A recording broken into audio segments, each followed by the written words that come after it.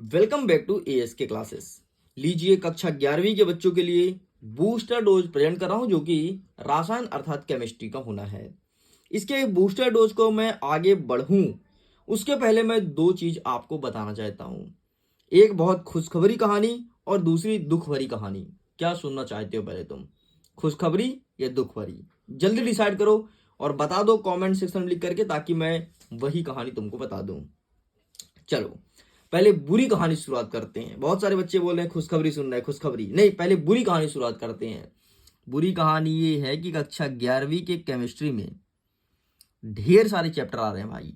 1 आ रहा है, 2 आ रहा है, 3 आ रहा है, 4 आ रहा है, 6 और 8, टोटल 6 चैप्टर आ रहे हैं। मतलब क्वेश्चन बहुत ज्यादा है, आपको पढ़ना बहुत सारा है। अब आपकी कितनी प्रिपरेशन है मुझे नहीं पता, लेकिन इस बूस्टर डोज को देखने के बाद तुम्हारी प्रिपरेशन बेहतर हो जाएगी। जिन क्वेश्चन को बोला हूं उसको एक बार रिवीजन कर लो, डेफिनेटली एग्जाम में बूस्टअप देखने को मिलेगा। अब खुशखबरी सुन लो। खुशखबरी ये है कि अभी तक एएसके तुम्हारे लिए वीडियोस नहीं बनाता था। तुम्हारे ढेर सारे कमेंट आते थे, पूरा मिडिल एजुकेशन को भर देते थे, क्लास 11th का वीडियोस बनाओ, क्लास 11th का बनाओ। लेकिन अर्धवार्षिक परीक्षा से एएसके तुम्हारे लिए डेडिकेटेड होगा, तुम्हारे लिए हर एक कंटेंट लेकर जाएगा। तुम्हारे लिए वेबसाइट हो, तुम्हारे लिए चाहे वीडियोस हो, चाहे तुम्हारे लिए मॉडल पेपर हो, चाहे तुम्हारे लिए वस्तुनिष्ठ प्रश्न का टेस्ट हो, हर एक चीज लेकर के आपके अपने इसी यूट्यूब चैनल एएसके क्लासेस पर आएगा। अर्धवार्षिक परीक्षा से तुम्हें यह नहीं बोलना पड़ेगा कि सर प्लीज हमारे लिए वीडियोस बना दो ना। मुझे पता है त्रैमासिक परीक्षा में आप लोग बहुत सैड थे क्योंकि मेरे वीडियोस नहीं आते थे, तो टेंशन मत लो, नेक्स्ट हमारी तैयारी बहुत अच्छी होगी। अर्धवार्षिक परीक्षा में, वार्षिक परीक्षा में हम तुम्हारे साथ हैं, मतलब एएसके तुम्हारे साथ है। तो त्रैमासिक है जैसे तैसे निकाल लो, बाकी वार्षिक वार्षिक का टेंशन मत लो। जिस तरह 10th में टॉप कराया हूं वैसे अगेन टॉप कराने वाला हूं। चलें अब देखें।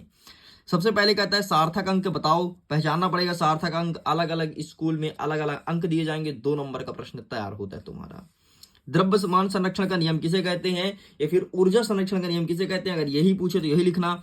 4 नंबर तुम्हारा 2 प्रश्न में तैयार होता है। नेक्स्ट देखो, ग्राम आणविक द्रव्यमान की परिभाषित कीजिए। ये कुछ जिला में आ रहा है, सारी जगह नहीं आ रहे हैं, ठीक है। नेक्स्ट, गुणित अनुपात का नियम और स्थिर अनुपात का नियम। कुछ जगह पूछा जा रहा है गुणित, कुछ जगह स्थिर, इसलिए दोनों को प्रिपेयर कर लेना। 2-2 नंबर और जोड़ सकते हो। ठीक, तुम्हारा 8 नंबर तैयार हुआ। देखते हैं कि मोलरता और मोललता में डिफरेंस बताना है। इसके साथ बताना है कि मोलरता क्या होता है और मोललता क्या होता है, एग्जाम में देखने को मिलेगा। जॉन डाल्टन का परमाणुवाद सिद्धांत क्या है? जॉन डाल्टन का परमाणुवाद सिद्धांत क्या है, इन्होंने क्या दिया था, ये आपके एग्जाम में देखने को मिलेगा। नेक्स्ट कहता है कि पावली का वर्जक नियम, ये एग्जाम में देखने को मिलेगा। नेक्स्ट कहता है N+L का नियम क्या कहता है, ये एग्जाम में देखने को मिलेगा। आगे बढ़ते हैं। अफवाहू का नियम क्या है, हुंड का नियम क्या है, और रदरफोर्ड के परमाणु मॉडल की कौन कौन सी कमियां हैं, तीनों आपके एग्जाम में देखने को मिलेगा। इसलिए अच्छे से प्रिपेयर कर लेना, चाहे अफवाहू का सिद्धांत हो, चाहे हुंड का नियम हो, या चाहे रदरफोर्ड का परमाणु मॉडल की कमियां। कहीं कहीं ये भी पूछा जा रहा है कि रदरफोर्ड का परमाणु मॉडल क्या था, मॉडल को समझाओ। तो ये दोनों चीज अच्छे से प्रिपेयर कर लेना। अभी से मैं क्लियर कर रहा हूं क्या आ रहा है, ठीक, और इससे बाहर नहीं आएगा, इस चीज की गारंटी लेता है आपका एएसके। नेक्स्ट कहता है समस्थानिक और समभारिक किसे कहते हैं, इसमें डिफरेंस पूछेगा। और कहीं कहीं ये भी पूछता है कि समस्थानिक को परिभाषित कीजिए। दोनों जगह दोनों तरीका मैं बता दिया हूं, बस तुमको प्रिपेयर करना है। नेक्स्ट कहता है कि बोर का सिद्धांत व मॉडल बताओ। बोर का सिद्धांत और मॉडल, बोर मतलब कौन सा बोर, वही जिसने परमाणु सिद्धांत बताया था, है ना, रदरफोर्ड की तरह, तो वो बोर का बताना है। नेक्स्ट कहता है क्वांटम संख्या क्या है और इसके प्रकार क्या होते हैं। तो क्वांटम संख्या 4 प्रकार के होते हैं। चुंबकीय क्वांटम संख्या, दुगंसी, चक्रण, जानते हैं ना, वो वही क्वांटम संख्या तुमको लिखना पड़ेगा और उसको डिफाइन करना पड़ेगा। ये प्रश्न पूछ रहा है आपके 5 नंबर 4 नंबर में। Got it. कक्ष और कक्षक में अंतर, 2 अंतर प्रिपेयर कर लेना। 2 नंबर का प्रश्न है। दे ब्रॉगली का समीकरण कुछ लोग बोलते हैं, कुछ लोग बोलते हैं डी ब्रॉगली समीकरण, कुछ लोग बोलते हैं द्वि ब्रॉगली समीकरण। सबके बोलने का तरीका अलग है, लेकिन जो भी हो, जो तुम बोलते हो, तो डी ब्रॉगली यहाँ पे लिखा है तो उसका पढ़ लेना, ये तुम्हारे यहाँ देखने को मिलेगा। नेक्स्ट, विकर्ण संबंध किसे कहते हैं, उदाहरण दीजिए। 3 नंबर का प्रश्न है, विकर्ण संबंध किसे कहते हैं, इसके लिए मिलेगा 2 नंबर। एक एग्जाम्पल दोगे तो उसे मिलेगा 1 नंबर। बारे बहुत सरल है यार।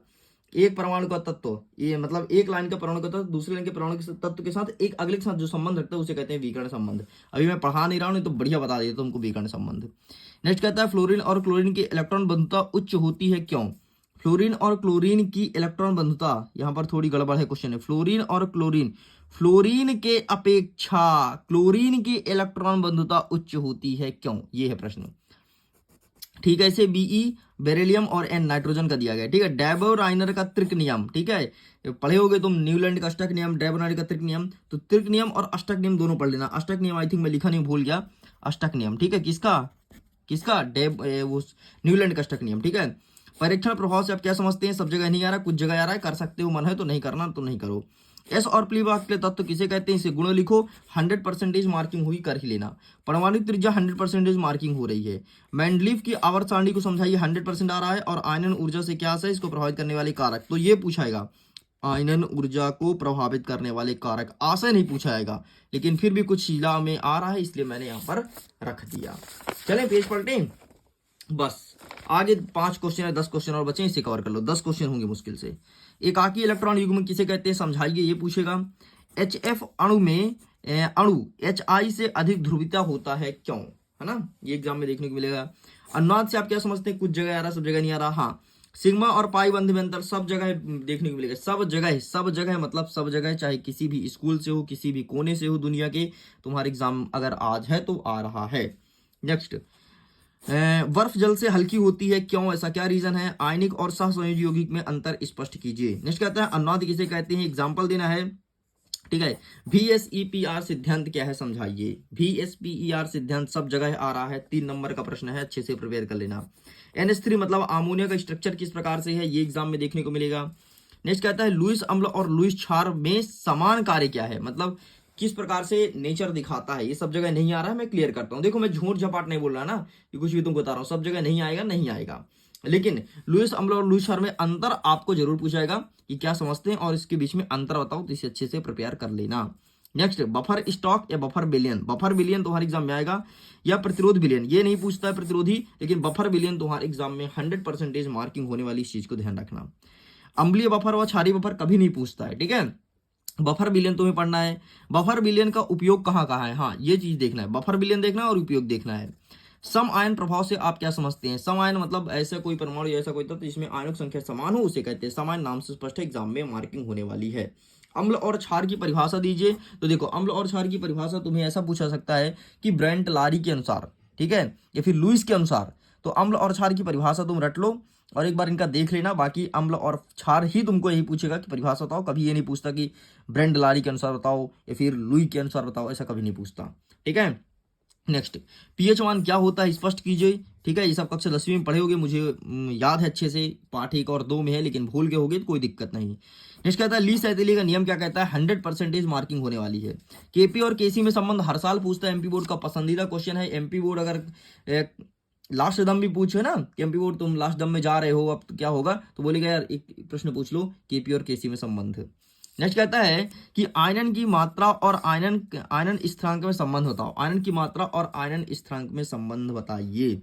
स्थान समावयवता का उदाहरण दीजिए। एल्किन किस प्रकार की समावयवता दिखाते हैं? आयुपेसी नामकरण 100% मार्किंग हो रही सब जगह। आयुपेसी नामकरण कुछ जगह ये आएगा, बाकी अलग अलग आएगा, इस चीज को ध्यान रखना।